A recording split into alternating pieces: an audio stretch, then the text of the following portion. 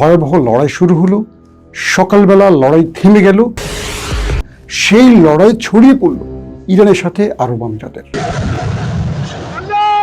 আবার আরব আমিরাতের যিনি রাষ্ট্রপ্রধান মোহাম্মদ বিন জায়েদ টেলিফোন করলেন হঠাৎ করে নেতানিয়াহুকে। কেন? যে ইরানের প্রধান শত্রু ইসরায়েল, সেই ইসরায়েলের সাথে তলে তলে কি চলছে আরব আমিরাতের। পাশাপাশি ইরান সকাল থেকে দুবাইয়ের গুরুত্বপূর্ণ স্পটে ড্রোন এবং মিসাইল হামলা চালাচ্ছে। কি বলছে আরব আমিরাত, কি বলছে ইরান? পাশাপাশি অন্যতম মুসলিম দেশ মিশরের রাষ্ট্রপ্রধান আব্দুল ফাত্তাহ আল সিসি সফর করছেন আরব আমিরাতে, নিয়ে আসছেন এতগুলা যুদ্ধ বিমান। চলছেটা কি আসলে? চলুন সংক্ষিপ্ত আপনাদের জানাচ্ছে। হঠাৎ করে হরমুজ প্রণালীর বন্দর আব্বাসে প্রবেশ করতে চায় মার্কিন যুদ্ধজাহাজ। তারা কি করে? নেভিগেশন এবং রাডার সিস্টেম অফ করে প্রবেশ করে। এই খবরটি জেনে যায় ইরান। রাতেই মার্কিন 3টি জাহাজে হামলা করে ইরানের ড্রোন এবং মিসাইল। যখন ইরান আমেরিকাকে হামলা করে, আমেরিকা পাল্টা জবাব দেয়। কিন্তু আমেরিকা বেশিক্ষণ টিকতে পারেনি, আমেরিকা চলে যায় এই অঞ্চল থেকে পালিয়ে।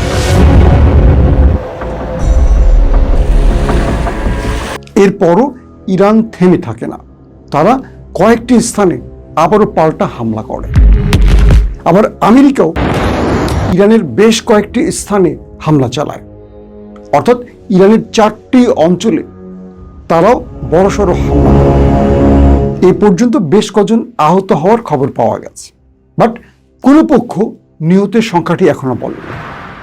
সকালের আলো ফুটে উঠল, জানা গেল ইরান সিরিজ আরব আমিরাতে হামলা করছে।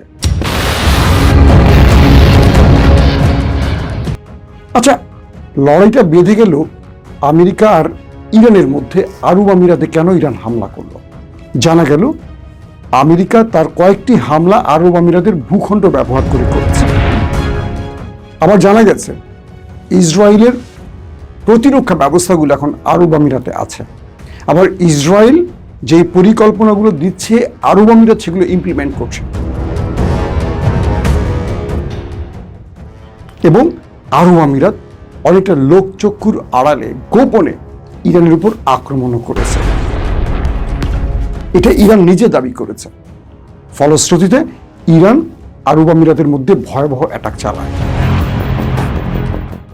তাদের প্রধান যে বিমানবন্দর সেটিকে অচল করে দেয়, তাদের আরো কয়েকটি বন্দরকে অচল করে দেয়।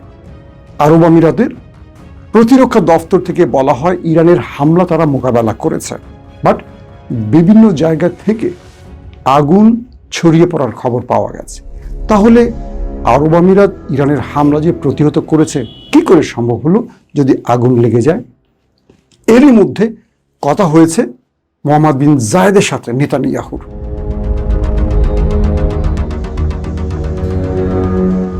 প্রশ্ন হলো, মোহাম্মদ বিন জায়েদ নেতানিয়াহুর সাথে কথা বলছেন কেন?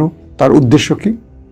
বলা হচ্ছে ইরানের বিরুদ্ধে আমেরিকাকে আবারও যুদ্ধে লাগাবার জন্য ইসরায়েল এবং আরব আমিরাত চেষ্টা করছে। মাঝখানে অন্য আরব দেশগুলো গুটিয়ে গেলেও আরব আমিরাত এখনো চেষ্টা করে যাচ্ছে বা চেষ্টা চালিয়ে যাচ্ছে যে কোনোভাবে ইরানকে শেষ করার জন্য।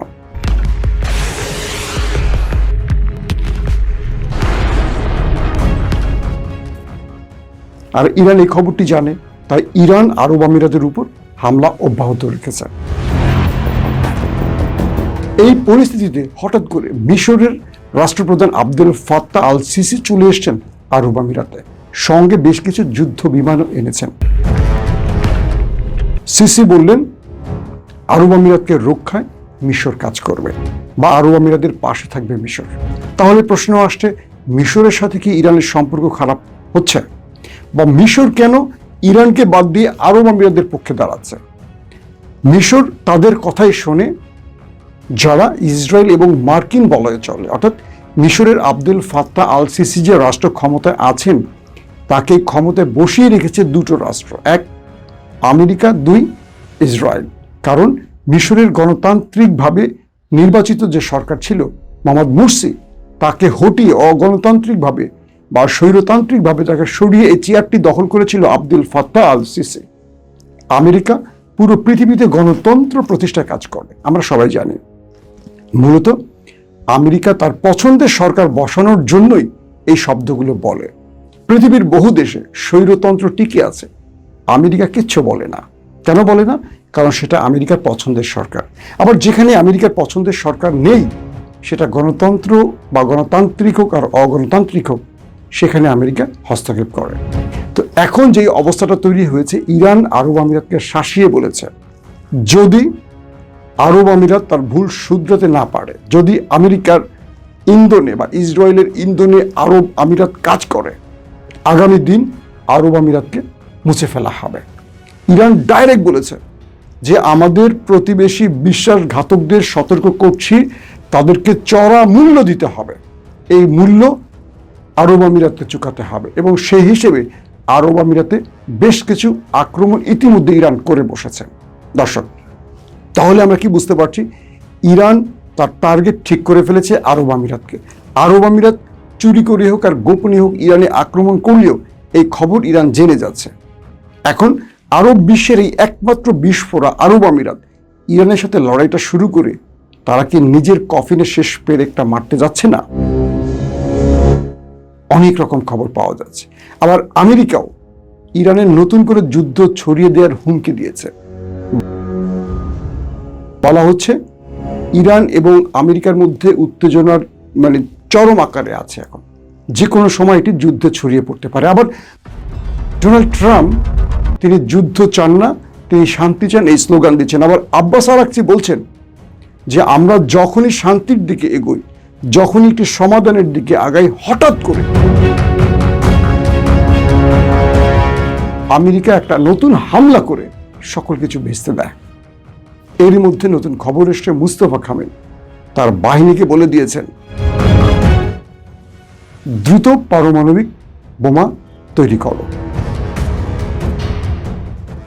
এবং ইরান এই মুহূর্তে সবচেয়ে বেশি মনোযোগী পারমাণবিক বোমা তৈরির দিকে।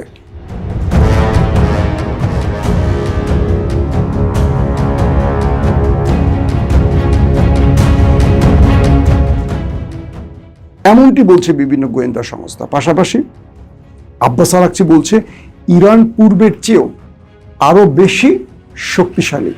যখন সিআইএ বলছে ইরানের কাছে এখনো 75% অস্ত্র বা ড্রোন, মিসাইল বা মিসাইল লঞ্চার অক্ষত আছে, তখন আব্বাস আরাকচি বলছেন 75% হবে না, এটি ভুল তথ্য। আমাদের কাছে 120%, 120% প্রতিরক্ষা এবং ড্রোন বা মিসাইল অক্ষত আছে। কারণ এই যুদ্ধের পর থেকে ইরান তার অস্ত্র তৈরিতে সর্বোচ্চ গতি বাড়িয়েছে।